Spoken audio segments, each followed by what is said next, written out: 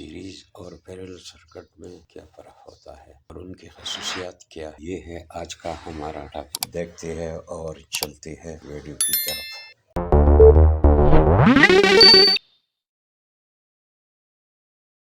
Series circuit میں electron یعنی current کی فلو ایک ہی راستے سے ہوتی ہے اور تمام آلو یا مزاحمتوں سے گر کر بس ایک راستے سے جاتے ہیں۔ اس وجہ سے اس میں اگر ایک آلہ خراب ہو جائے تو باقی آلے کام نہیں کریں گے۔ سیریز سرکٹ کی ایک خاصیت یہ ہوتی ہے کہ اس میں وولٹیج کی تقسیم ہوتی ہے اور وولٹیج کی تقسیم کی وجہ سے اس میں جتنے آلے بڑھایا جائے وہ ڈم ہوں گے۔